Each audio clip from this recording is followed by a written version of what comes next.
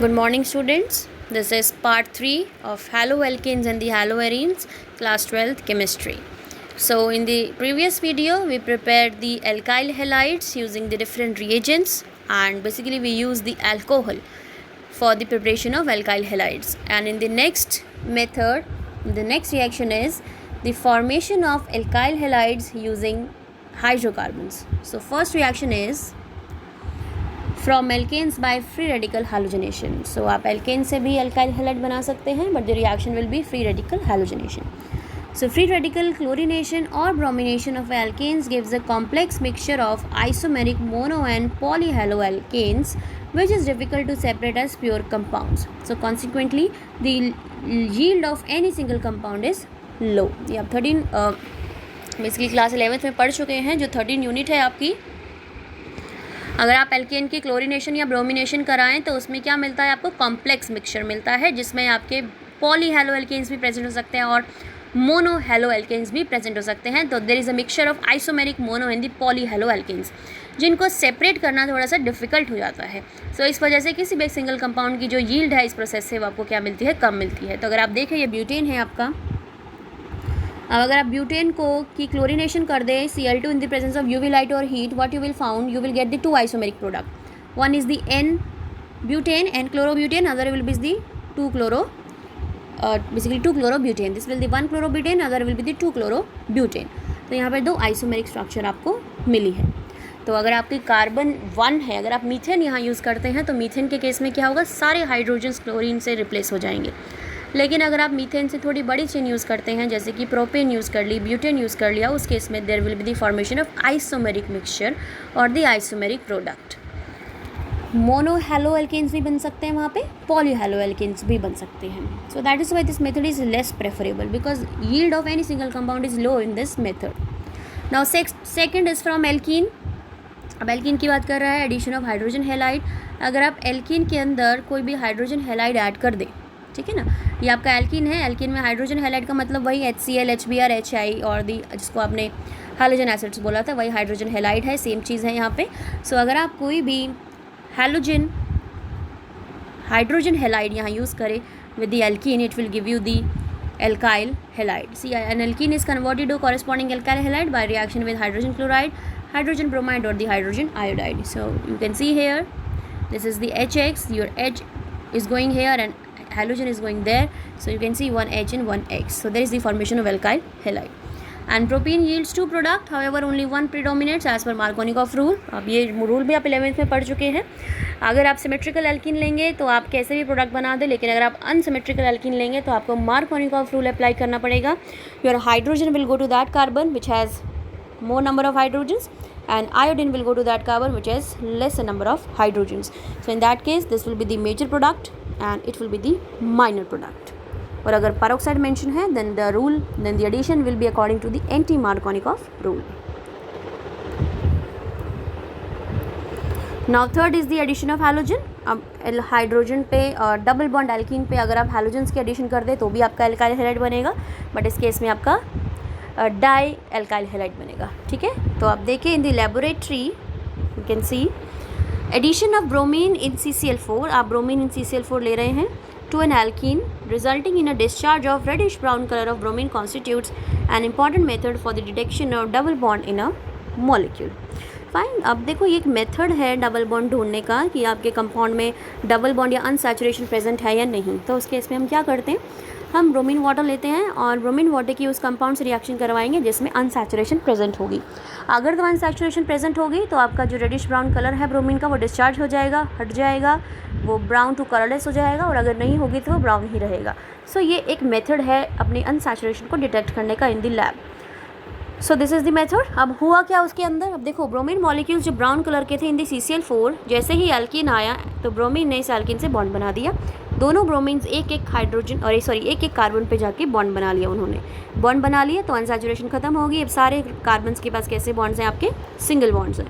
तो you can सी, तो bromine एक कार्बन और दूसरे कार्बन पे आपका अटैच हो गया जाके. सो यहाँ पे जो ब्रोमीन बनती है वो कैसी बनती है? विसिनल डाइब्रोमाइड टाइप की.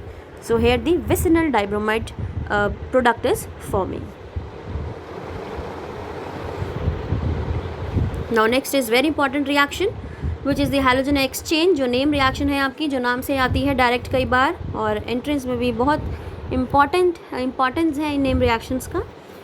सो पहली नेम रिएक्शन अब आप पढ़ेंगे इस चैप्टर की, विच इज़ द फिंकलस्टीन और the Swarts reaction. So alkyl iodides, देखो आयोडाइड्स के लिए हमने क्या किया था, हमने फॉस्फोरस का कंपाउंड यूज़ किया था, या अदर हमने एसिड्स यूज़ किए थे, जहाँ इन बिटवीन C2 हमने HI प्रिपेयर किया था या HBr। तो इतना कुछ करने की कोई ज़रूरत नहीं है, बिकॉज वो काफ़ी डिफ़िकल्ट मेथड हो जाता है। तो उसकी जगह और कुछ मेथड्स हैं जिन्हें हम हैलोजन एक्सचेंज मेथड्स बोलते हैं। So alkyl iodides are often prepared by the reaction of alkyl chloride bromide with NaI in dry acetone. So here is the alkyl chloride. हमने यहाँ क्या लिया है, या तो क्लोराइड लेंगे या ब्रोमाइड लेंगे, साथ में हमने लिया सोडियम आयोडाइड इन ड्राई एसीटोन। जैसे ही NaI ड्राई एसीटोन में लेंगे तो आपका जो I है इस X की जगह रिप्लेस होकर आपको Ri देगा और NaX देगा। तो हमें बनाना था Ri, जो हमारा इस रिएक्शन में बन गया। हमें एल्काइल आयोडाइड बनाना था, जो हमने इस रिएक्शन में बना दिया। तो एल्काइल आयोडाइड बनाने का जो मेथड है that is the Finkelstein reaction, which is halogen exchange. Now अब ये NaX जो भी बना है आपका, ये NaCl भी हो सकता है, NaBr भी हो सकता है, जो भी बनेगा it is precipitated in dry acetone, क्योंकि NaCl एक आयनिक कंपाउंड है। आपने सॉल्वेंट यहाँ पे नॉन पोलर ले लिया which is the dry acetone, तो अब ये डिजॉल्व तो होगा नहीं, तो ये प्रेसिपिटेट आउट हो जाएगा in the dry acetone and it facilitates the forward reaction according to the LC principle. और जितना ज़्यादा प्रोडक्ट आपका सॉल्यूशन में प्रेसिपिटेट होने लग जाएगा, उतनी ज़्यादा रिएक्शन आपकी फॉरवर्ड होती जाएगी।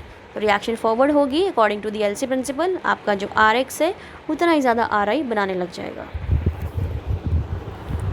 Now next is the synthesis of alkyl fluoride. It is the best accomplished by heating an alkyl chloride bromide in the presence of metallic fluoride such as AgF, HgF2, COF2 and the SbF3.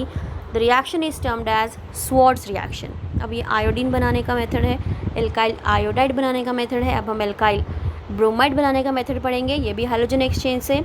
इसको हम बोलेंगे Swarts reaction, ठीक है। तो Swarts reaction में देखिए आपने क्या करना है, कोई भी ब्रोमाइड या क्लोराइड का आप लेंगे, जैसे ऊपर हमने RX लिया तो ClBr कुछ भी हो सकता था, तो मैंने यहाँ Br स्पेसिफाई कर दिया। अब यहाँ पे आप कोई भी मेटालिक फ्लोराइड सॉल्ट ले लेंगे, like AgF, HgF2, COF2, SbF3। सो कोई भी आप मेटालिक सॉल्ट यूज़ करें तो आपका यहाँ पे क्या हो जाएगा, एक्सचेंज हो जाएगा। ब्रोमीन की जगह क्या आ जाएगा, फ्लोरीन, एंड Ag की जगह क्या हो जाएगा, ब्रोमीन। सॉरी, ये रिएक्शन जो है आपकी एल्काइल फ्लोराइड्स बनाने के लिए यूज़ होगी, ना कि एल्काइल ब्रोमाइड। सो आप यहाँ ये this reaction is best suitable for the alkyl fluorides, because देखो फ्लोरीन का बॉन्ड बनाना किसी कार्बन के साथ इजी नहीं है, बिकॉज फ्लोरीन की कोई भी रिएक्शन जो होती है वो बहुत ही एक्सोथर्मिक रहती है। सो वो हैंडल करनी थोड़ी मुश्किल होती है, इस वजह से यहाँ पे हम हैलोजन एक्सचेंज करके एल्काइल फ्लोराइड्स बना रहे हैं। हमने एल्काइल क्लोराइड, ब्रोमाइड, आयोडाइड तो पढ़ा है, बट फ्लोराइड की रिएक्शन नहीं देखी। So this is best for the preparation of alkyl fluoride which is the Swarts reaction. So you can see CH3Br plus AgF is giving you CH3F plus AgBr. So alkyl fluoride is prepared by this method, which is the Swartz reaction. Now next is the preparation of haloarenes. अब हम haloarenes के preparation देख लेते हैं.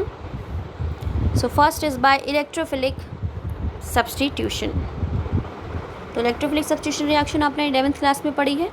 हमने क्या किया, यहाँ पे टॉलिन लिया। टॉलिन की रिएक्शन हमने हैलोजन से कराई इन the presence of iron and condition the Dark जैसी। तो chlorine in the presence of iron dark, तो आपका क्या होगा, बिकॉज टॉलिन आपका, अगर आप इसका इफेक्ट देखें डायरेक्टिव इफेक्ट, तो ये ऑर्थो और पैरा डायरेक्टिंग है, तो आपका हैलोजन ऑर्थो और पैरा पे जाके लग जाएगा, तो दो आपको प्रोडक्ट मिलेंगे। So in this way you can prepare the haloarenes. So aryl chloride और bromide can be easily prepared by electrophilic substitution of arenes with chlorine and the bromine respectively in presence of Lewis acid catalyst like iron or the iron 3 chloride. आप यहाँ पे FeCl3 भी use कर सकते हैं। Next the ortho and para isomers can be easily separated. अब ortho para बन गए हैं, दोनों को हम सेपरेट कर सकते हैं बिकॉज इनके बीच में मेल्टिंग पॉइंट का लार्ज डिफरेंस रहता है, due to the large difference in their melting point. Reactions with iodine are reversible in nature. अब हम अगर यहाँ पे I2 यूज़ करेंगे तो नहीं यूज़ कर सकते बिकॉज रिएक्शन रिवर्सिबल हो जाती है नेचर में। सो इस वजह से अगर I2 से रिएक्शन होगी तो आपको वहाँ पे एक ऑक्सीडाइजिंग एजेंट की ज़रूरत होगी। यू कैन यूज़ HNO3 और दी HiO4 सो दैट HI जो भी फॉर्म होगा उसको I2 में वो कन्वर्ट कर दे, ठीक है ना। तो आप क्या होगा बेटा, जब आप I2 यूज़ करेंगे तो I2 यूज़ करने पे I2 जो है वो HI में कन्वर्ट होने लग जाएगा।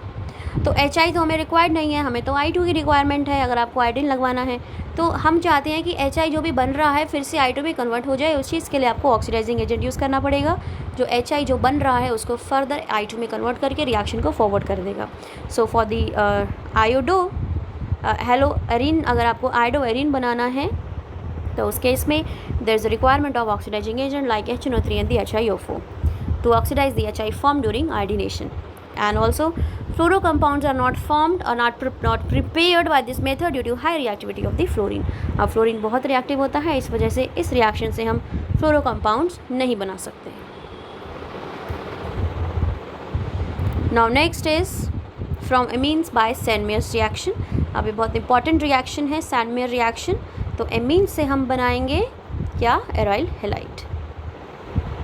तो आप देखें, when a primary aromatic amine dissolved or suspending in cold aqueous mineral acid and treated with sodium nitrite, a diazonium salt is formed. ठीक है, ये डाइजोनियम सॉल्ट बनेगा। हमने क्या किया अब यहाँ पे, एनिलीन लिया। एनिलीन की रिएक्शन करानी है आपको NaNO2 और HX के बीच में। जैसे ही रिएक्शन होगी यहाँ पे HNO2 बनेगा। तो HNO2 लैब में अवेलेबल नहीं रहता, इन C2 हम ये बनाएंगे। In between the reaction mixture हम इसे प्रिपेयर करेंगे using the sodium nitride and the HX। And temperature condition आप देंगे 273 to 278 केल्विन और 0 to 5 degree Celsius. Fine, 0 to 5 degree Celsius का टेम्परेचर। NaNO2 प्लस HX जैसे ही आप डालेंगे एनिलीन में तो आपका NH2 जो है N2X में कन्वर्ट हो जाएगा। This whole compound is known as benzene diazonium salt और द बेंजीन डाइजोनियम हैलाइड।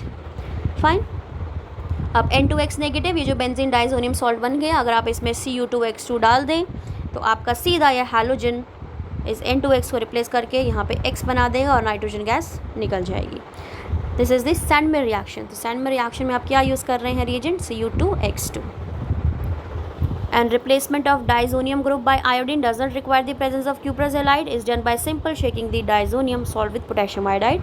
और अगर आपको देखो क्लोरीन ब्रोमीन दोनों रिप्लेस हो सकते हैं यहाँ पे, लेकिन अगर आपको आयोडीन रिप्लेस करना है उस केस में आप सिंपल पोटेशियम आयोडाइड लेंगे और पोटेशियम आयोडाइड को अगर आप डाइजोनियम सॉल्ट के साथ शेक कर दें, fine, by simply shaking the diazonium salt with potassium iodide there will be the formation of iodobenzene. So यहाँ पे क्यूप्रस हैलाइड की ज़रूरत नहीं है आपको, मीन्स क्यूप्रस आयोडाइड की ज़रूरत नहीं पड़ेगी। आप सिंपल KI ले पोटेशियम आयोडाइड, इसके साथ शेक करें तो N2X की जगह आपका सिंपल I आ जाएगा और नाइट्रोजन गैस रिलीज हो जाएगी। So this is the method by which you can prepare the aryl halides, chlorine bromine and the iodine. So this is it in this video. In the next video I will discuss the next part of this chapter.